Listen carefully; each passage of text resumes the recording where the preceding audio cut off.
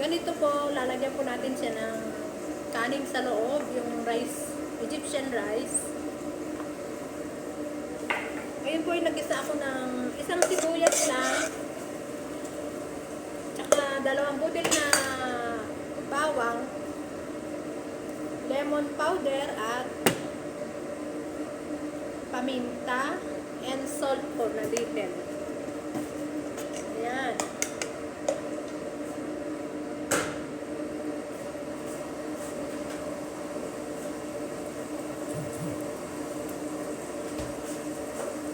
Tapos lagyan po ninyo ng tamarin.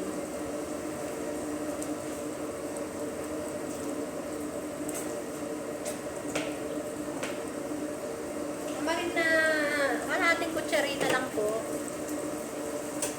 At ito po.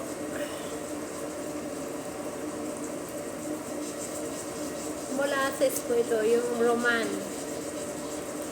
Isang kutsarita. Ayan. Saka kalahating kutsara. Okay. Konti-konti lang. Kasi konti lang po. Ayan po. Tapos,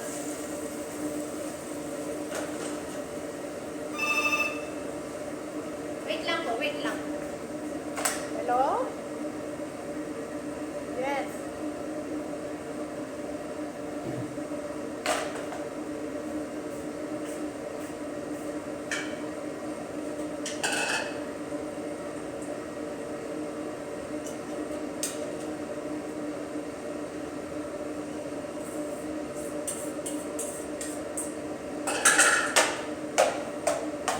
Yung Egyptian na po na kanin, yung pinakuluan ko na po, malambot na ito. Ayan. Halo-halo po yan, halo-halo.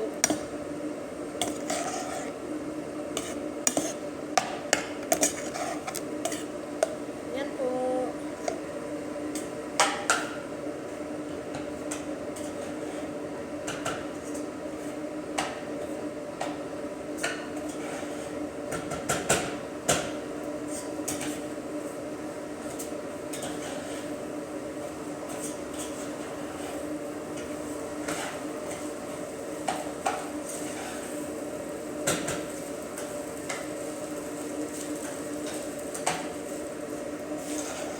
Ayan po, ayan na.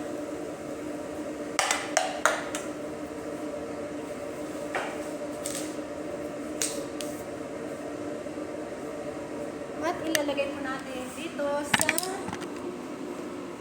po natin ilalagay.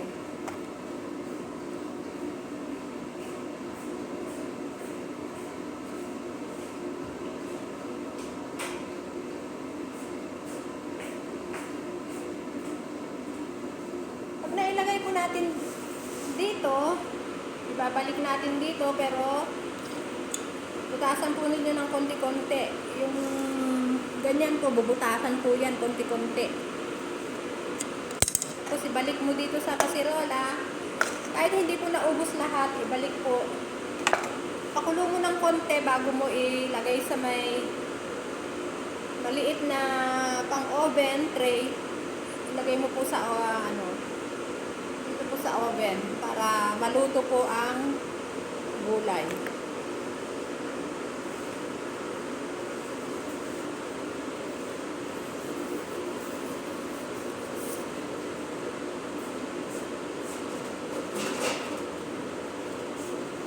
Dito ko po nilalagay, oh. Dito. Dito nyo po ilagay, mas maganda. Maski pag naluto na po siya, tanggalin na lang po ninyo. Technique lang po yan. Dito po ninyo ilagay sa ganito.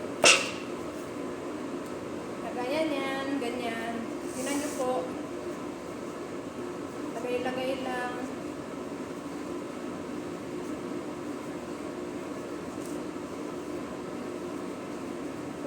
Pure na yung pure, yun. Pakuluan nyo po muna itong rice ng konti. Huwag po yung masyadong luto. Ayan po, ganyan lang po. Siksik nyo pong mabuti. Ayan.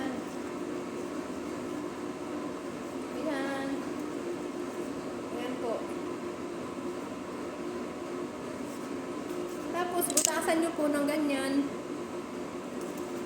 Wag po, dahan-dahan po baka po ano po. Yan. Ayan.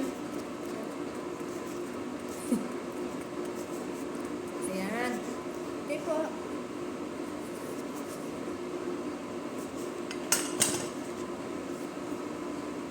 May dinner po kasi ang amo namin kaya magpagawa po siya ng ganito. Ako po ang gumawang pusa ng ganito, hindi pala siya magpagawa. Pusa. May bisita po kasi siya. Wag po kayo yung lagay ng lagay. Kailangan po ipasok niyo po yung isang daliri ninyo. Kung malaki man ang daliri niyo, yung pinakamaliit yung daliri para po hindi bumuka ang pusa. Ano ba sa English ito? Parang patola po sa atin po. Sa atin po, di ba? Parang patola po. Ayan. Siksik nyo lang ganyan. Walang problema po kung nabutas siya. Walang problema. Wag lang po talaga yung bukang-buka. Hindi na pwede yun. Kasi sasabog po siya. Sasabog po yung kanin. Kasi ganyan. Ganyan lang ng ganyan. Ayan. Pag may sobra po ay walang problema.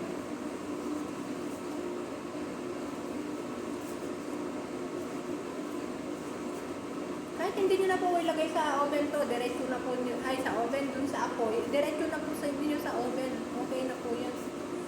Basta dagdagan lang po ninyo ng isang basong tubig. Kasi kung puro ganito masusunog po talaga yan.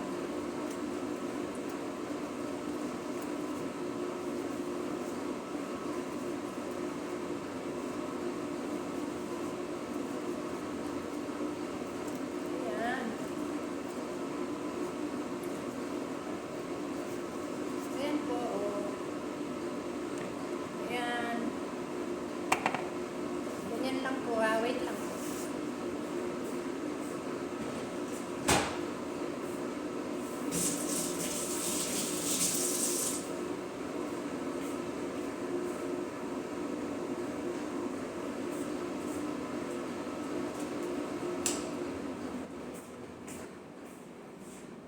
Itong niluto ko po, papakita ko po. Nagluto na rin po ako ng yan po.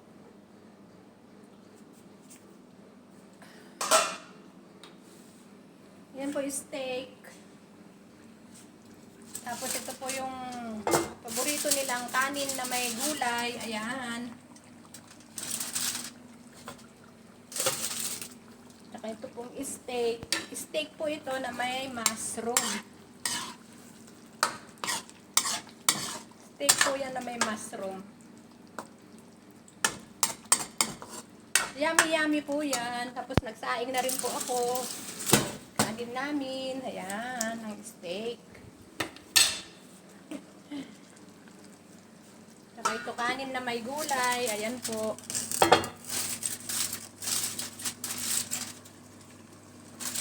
Ayan. Masarap po yan. Hindi po kayo magsasawa dyan.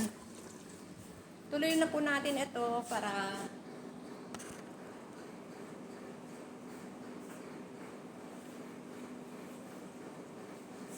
ganito lang po ang kailangan yan. Yung dito po. Sibuyas, bawang, gisa-gisa-gisa. Pag yung 2, 4, 6 pieces lang po na kusa ito, okay na po yung isang takal na kanin na Egyptian rice po. Same like this.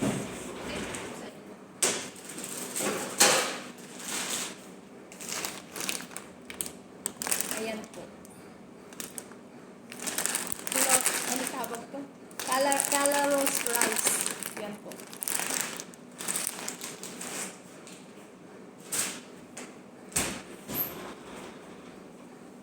Mamaya po, maano ko na nyo po ito sa short video ko po. Panoorin nyo na lang. For dinner po sa bisita. Ganyan lang po mga paglagay-lagay niyan. Kala nyo po puno na yun yung pag nagsarado na siyang ganyan. Hindi po siya puno. Ipasok nyo po yung daliri nito. Wag po, dahan-dahan lang po kasi po mabibiyak yung gulay. Ayan. Okay. Gaya niya, puno na siya. O, Jaran.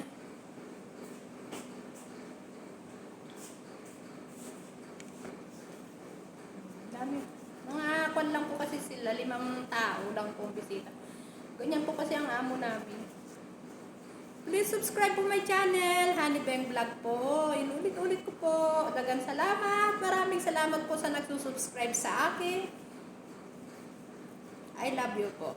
Sa mga hindi po nagsusubscribe, kagaya niyan po, oh, nabiyak po. Nabiyak po yan ha. Nabiyak. Pag ganun ko po, prok, sabi niya. Nabiyak po siya.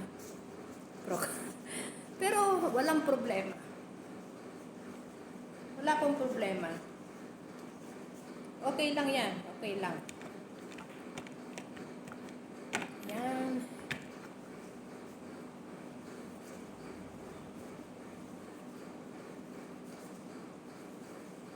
Ayan po. Tapos, yan po ay ilagay natin dito na isa-isa po. Isa-isa.